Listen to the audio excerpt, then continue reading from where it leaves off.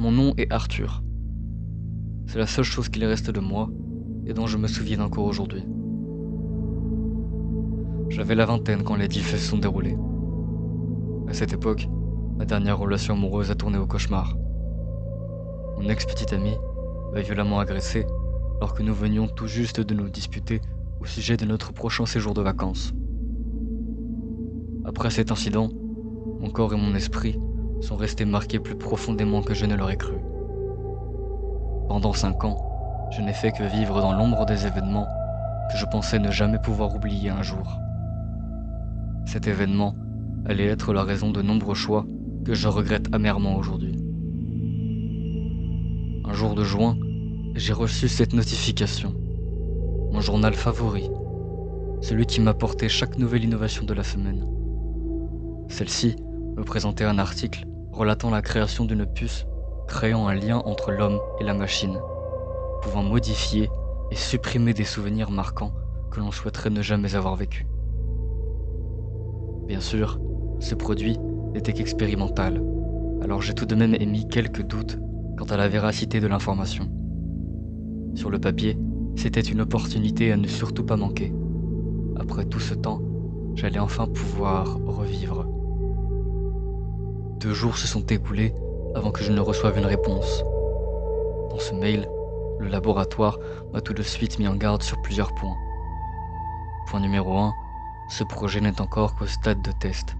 De nombreuses mises à jour vont possiblement avoir lieu après que le dispositif soit mis en place. Point numéro 2, aucun souvenir, quel qu'il soit, ne pourront être récupérés après leur suppression. Et point numéro 3, l'installation du dispositif est définitive. Ce point poussait donc chaque utilisateur à se poser la question une dernière fois pour ne pas regretter son choix. Cela impliquait également que chaque décision était définitive et qu'aucun retour en arrière n'était possible. Après mûre réflexion, j'ai finalement décidé d'engager le processus et de procéder à l'opération. En arrivant sur les lieux, 2 infirmiers m'ont pris en charge après avoir vérifié mon identité pour m'expliquer le déroulé de cette implantation. Une fois changé, j'ai été installé dans un bloc opératoire pour les dernières explications et préparé pour l'anesthésie. Comme vous vous en doutez, cette opération fut un succès. Après mon réveil, mon suivi médical ne montrait aucune séquelle, ce qui est rare dans un cadre de test. À mon retour, mon psychologue m'a alors demandé de lui rappeler la raison de cette opération, et je fus ravi de ne plus m'en souvenir. Il m'a alors rappelé les faits pour que je n'oublie pas d'où me venaient certaines marques, mais il parut surpris de mon détachement à l'égard de son récit. Cependant, une chose m'avait frappé au moment où j'avais cherché à m'en souvenir. La seule image qui m'avait traversé l'esprit était une campagne publicitaire.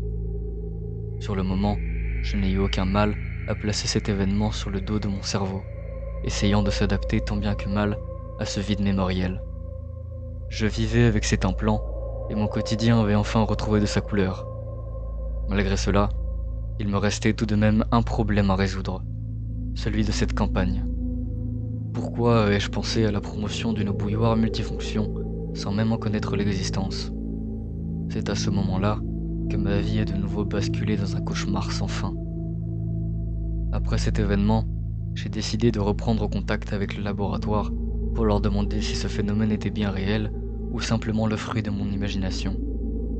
Au dire du laboratoire, le trou de mémoire créé par la puce avait été comblé par une publicité ciblée basée sur mes informations personnelles et sur mes habitudes de vie.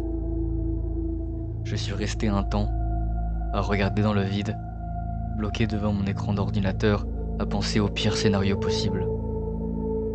Malheureusement, quelques années plus tard, mon grand-père est décédé des suites d'un arrêt cardiaque soudain. Fort heureusement, ma puce m'a permis d'oublier cette sensation de détresse face à la mort. Mais évidemment, la contrepartie ne s'est pas fait attendre. Depuis ce jour, chaque passage traumatisant que je vis finit aux oubliettes. Mais les conséquences de cette suppression de masse me ramènent à aujourd'hui. Mon esprit est inondé d'images publicitaires, de codes promotionnels. Je ne suis plus personne, plus rien. Seul mon prénom me reste en mémoire.